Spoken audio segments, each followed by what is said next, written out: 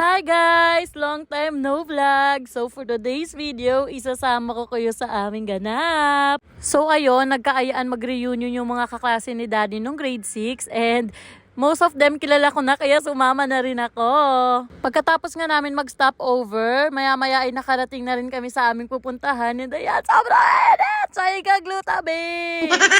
Mabuti na lang talaga at dala ko itong scarf ko. Kung hindi, baka nasunog na ako sa init. Pero aminin, fresh pa rin dahil lang yan sa Hikari Autumn. Anyway, bago nga kami makarating dun sa pag-i-stayan namin, pagkalayo-layo yung nilakad namin. Habang naglalakad, laugh trip kami kay JCB. Tignan mo naman, ayaw niyan mag-anak, pero si bakla, bit-bit ang bata. Pagkarating nga namin dun, walang tao. Parang kami lang, parang inarkila namin buong isla. Sobrang perfect talaga.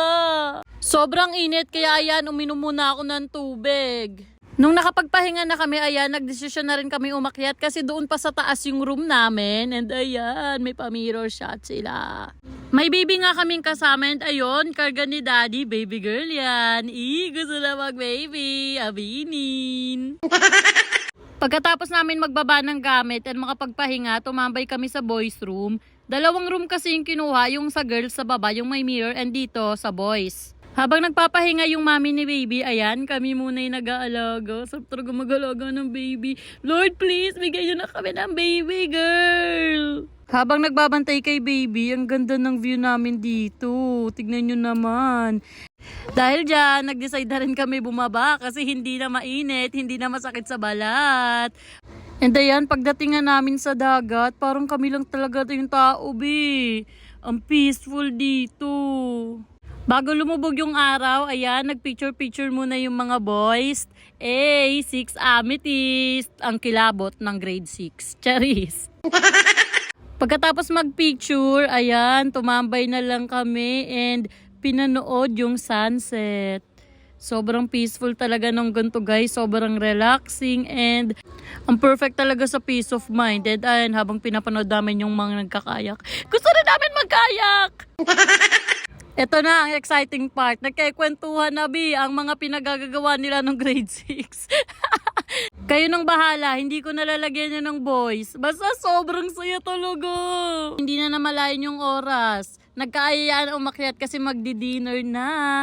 Yung mga boys nga pala yung nag-prepare niyan. Very good talaga sila. And ayan, pray muna bago kumain.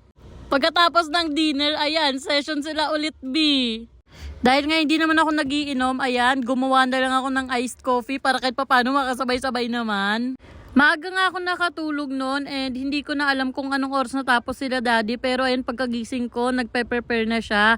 Since yung boys yung nagluto ng dinner, nagpresenta naman ako na magluto ng breakfast. And ayan, nagilamos muna ako and toothbrush. And after nun, dumiretso na ako sa taas. Pagdating ko nga, meron nang nagluluto, ayan sila. And tinikover ko na lang. Habang nagluluto nga ako, umakyat si Daddy, ayan, para ikis lang ako. Akala mo naman mawawala. And tignan nyo naman, ayan naman luto ko, egg, spam, and hotdog. Ang sarap magluto kung ganito kaganda yung view, diba? Nako, hindi ako mapapagod magluto kung ganito ba naman talaga kaganda. Pagkatapos ko magluto, bumaba na rin ako kasi nauna na si Daddy. And ayan, pinapatalbog na yung bato. Ang galing, diba? Naka-4 na talbog. Iniwanan ko na nga muna siya doon na nakaupo and ayan, naglakad-lakad ako. Maya-maya nga lang ay nag-ayan na rin akong umakyat kasi magbe-breakfast na kami. And ayan yung food, magbubudal fight kami. And ang nag-prepare niyan ay ang mga boys ulit, diba? Ang perfect nila. Thank you talaga guys, you're so nice. Pagkatapos mag-breakfast, nagkaayaan na sila bumaba para tumambay ulit. And ayan, nakaset na yung iba. Habang nag-aantay sa iba, ayan, nag-selfie muna si Daddy. Charis! Habang wala pa yung iba, nag-video okay muna sila. Sobrang saya talaga dyan, lap trip talaga. Kasi kung ano-ano yung mga pinagagawa nila. Pagkakit namin itong isa, bugs, tulog. Paano? 2 hours lang yung tulog. Hindi na namin namalayan yung oras. Check out time na pala. Kaya ayan, lakad ulit kami na pagkalayo-layo pabalik doon sa sasakyan. And ang init pa rin talaga. Buti na lang dala ko itong scarf ko. Nung nasa Tagaytay na kami, nagkayaan kami mag-Starbucks. Pero ang dami namang tao, pila-pila oh. Kaya ayan, nag-decide na lang kami na umalis. Dahil nga nagutom na rin kami sa biyahe at may kasama kami mga bata, ayan, sa Jollibee ang bagsak namin. Diba, bida ang saya. Pagkatapos nun, nagkaya na kami umuwi. Pagka-uwi nga namin, ang sakit talaga ng katawan namin. Kaya ayan, inaya ako ni Daddy mag-spa. Sinama na rin namin sila mama. Medyo nabitin nga ako sa pag-massage kasi nakatulog ako. Pero pagtapos no, nagkayaan kami kumain. Ang sarap talaga kumain pagkatapos ng nakaka-relax na pag-massage, no? Pagkatapos niya, umuwi na rin kami and sumunod na si Daddy sa after party nila. O siya, hanggang dito na lang. See you sa next vlog. Bye-bye!